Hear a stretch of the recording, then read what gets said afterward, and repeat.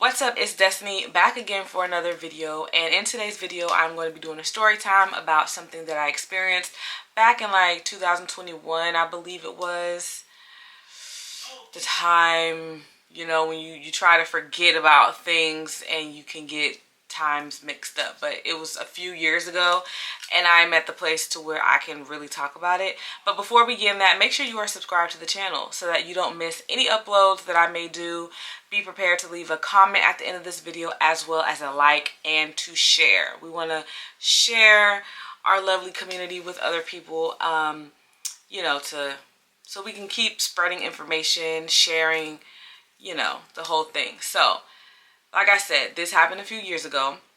I am healed from it, but this opened up my eyes in a way that I didn't necessarily think I had to. And I think it's very important for especially women. I want y'all to know that my target audience, no matter what, is women, especially young women.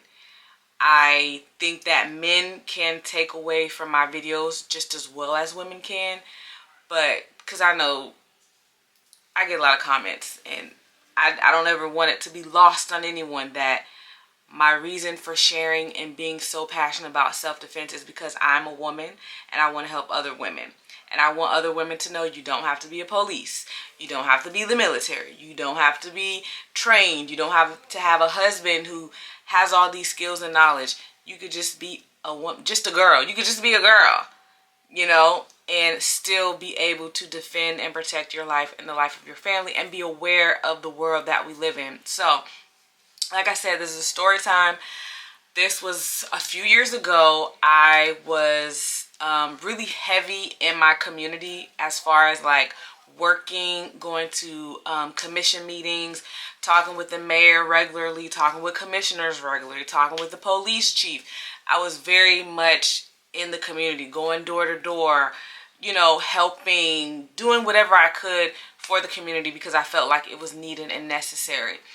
I met someone while doing community work, a man, but for me, it was always a very platonic, we're doing community work. I would see you at the meetings. We would talk about what we can do to make the community better. We talked about ways to bring attention to the commissioners, attention to the mayors, coming up with programs, the Christmas Santa runs, like all types of community stuff. That's what the conversation would be. Then this person wanted to introduce me to their friend circle because I didn't really have that many friends here. I didn't grow up here. I feel like this town is kind of a who's who, cliquey.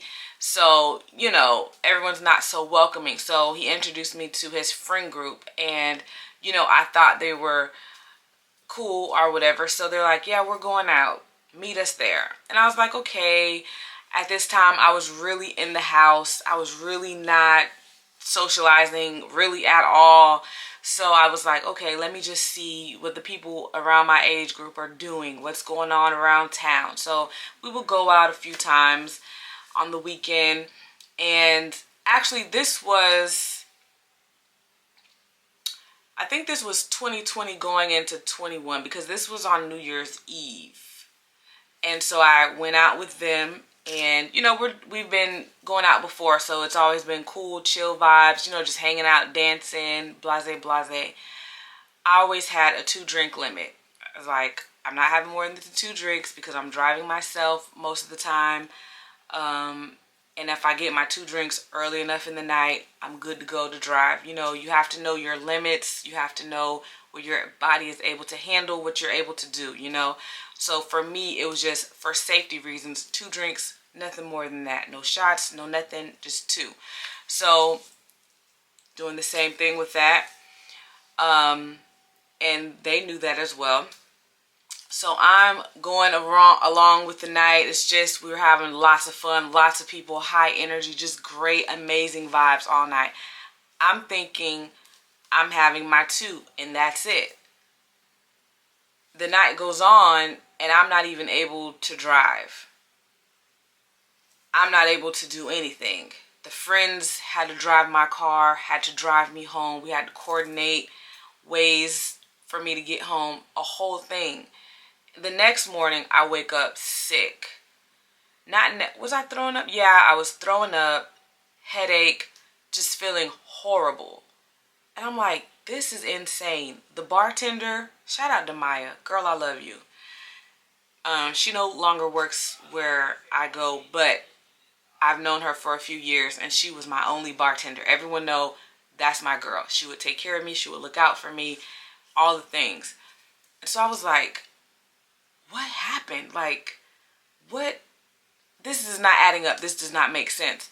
So the guy, I'm not going to say names, but the guy called me and was like, how are you feeling? And I said, I feel horrible. I feel sick. Like, I can barely get out of bed. I'm throwing up. I have a horrible headache, all this and that and da. And I was like, what happened? I said, he was like, well, we had to drive you home. And I said, who is we? And it was another girl, one of the girls and him. And I was like, why? Like, that does not make sense. Why would you have to have driven me home, drive my car? I've only had 2 drinks. And he's kind of like laughing a little bit like, huh, you think you had 2 drinks? And I said, what do you mean? I only had 2 drinks. I had a regular drink and then the champagne toast at 12 o'clock. 2 drinks. What are you talking about? He was like, yeah, well, while you were dancing, I was filling up your cup with more. So you probably had, and he came up with a number I can't remember, but well beyond my limit. Well beyond my limit. And I was like, are you serious? And he was like, yeah, you didn't even know. And I just hung up the phone because I'm like, what? Like, why would you do that? What was your motive? And honestly, I don't know if he slipped something in the drink. I don't know if it was just alcohol. I don't know if he put something in there. I don't know what his intentions were. I don't know what his motives were. So after that, I had stopped going out for well over a year, probably close to 2 years. And when I saw his friends out, they're like, why did you stop coming out? And I told them what happened. And they're like, oh my God, why didn't you tell me? And I was like, because I felt bamboozled. He was y'all friend. I thought maybe y'all were in cahoots. And then they're like, no, we heard stories from at least 3 other women. The same situation that happened to me happened with them, but with a few of them, worse things happened. I'll just say that because I wasn't there. I don't know the details. Allegedly. My story's not alleged because I lived it. And I was like, wow, that's really insane. And I'm bringing this up to say because I know I go out here and there, child. I go out when I feel like it, when I'm feeling whatever. But I still have my faculties about me. I still am observant. I still have a limit. I'm not drinking past this. I'm not doing this. I'm leaving at a certain time. I'm parking in a certain area. One of the guys is walking me out. I go to my bartenders that I know, things like that. I have a pretty good rapport with the people that I go to, so that's an added security. But a few weeks ago, I saw this person. Now, I've seen this person, I could probably count on a hand, maybe two or three times since that initial thing happened. One time, they tried to send me, about 2 years ago, they tried to send me a drink. And the bottle girl was like, oh, he sent you a drink? I said, send it back. She was like, no, it's for you. I said, send it back. I don't want anything from him. And if you were wise, you would not give any drinks that he's assigning to people. And I let the establishment know what was going on. So I don't have any interaction with him. However, a few weeks ago, I was there looking cute and fine, all the things. And he approached me and was like, do you have a moment to talk? And I was like, to talk about what? And he was like, do you have a moment to talk? I said, I need to know what you think we need to talk about. And he was like, well, then he just started going on. Mind you, this person is like 6'7". I'm 5'3". You're towering over me. You're talking aggressively. You're trying to demand that I speak with you, but you won't tell me why. And I felt like he was trying to lure me to a more secluded area to have this conversation. I don't trust you, sir. You spiked my drink. I'll never forget that. I'll never forget your face. I'll never forget what you did. You do not deserve to speak to me, especially not in a one-on-one setting. Absolutely not, because I don't know what you're capable of. Absolutely not. So he was going on, and I said no. And he's like, well, that's all I needed to know. Okay. So I know that as a person who believes in God, who is a Christ follower, you know, you're to forgive. And I don't forgive those actions. I don't forgive anyone purposely trying to harm me. I don't forgive anyone that is trying to take away my power of choice. When you are spiking someone's drink, when you are sneaking stuff, when you're doing things without their consent, you're taking away their power of choice. I don't play with that. I don't play with that. So I don't know if he was trying to ask for forgiveness. I don't know what he thought the conversation could absolutely be, because I don't associate myself with people like that. I cannot have a hardened heart towards you to not want to be in your atmosphere and not allow you in my atmosphere. I don't have to wish ill on you, but I don't have to be around you either. We don't have to be, it's not like we work together and I got to be cordial. You don't exist in my world. And that's fine. And that's okay. And so my prayer towards that situation is that,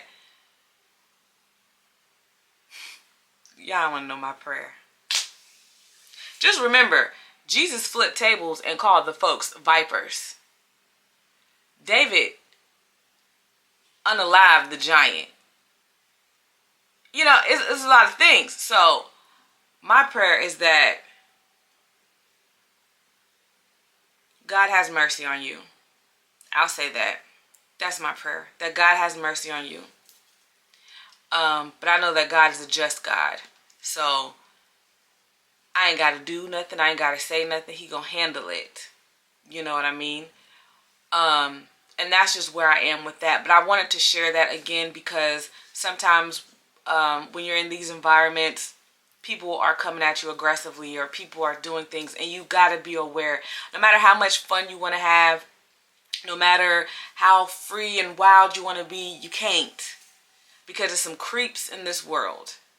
There's some creeps at this world that are out here to try to do you harm.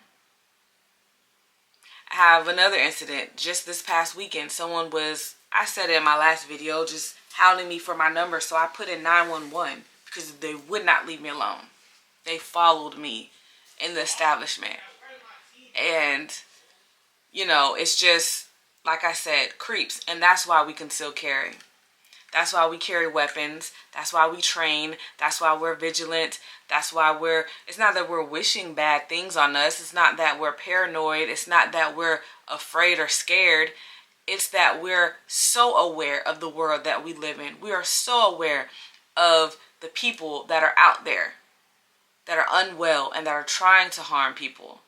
We're aware of that. And so we're being proactive by taking our safety as a priority. Taking it into our own hands. So God forbid a threat comes, we could meet a threat with the threat. Okay? So I just wanted to share that with y'all. I got a lot of story times that we could story time about. But let me know in the comment section below if you don't mind story times. Leave in the comment section below anything. Have you had an experience like this? Have your relatives had experience like this? What would you have done? Some people said I should have still gone to the police and things like that because he did admit to it. But it wasn't like I was recording at the time. I wasn't expecting a confession, you know. But leave in the comment section below something good. Be sure to share this video with the women in your life especially, but also for the men. Men, y'all got to be careful too. It's women out here that are waiting to hit a lick. And sometimes I think that men guards are down because they feel like they're untouchable. But there are some sneaky people in the world that are unfortunately waiting to try to get somebody. So just share the video with everyone. Everyone that you love. Everyone that you want to be safe. Okay? And yeah, make sure you're subscribed to the channel. Be sure to give this video a thumbs up. And as always, if you love someone, tell them I love you all. Stay dangerous.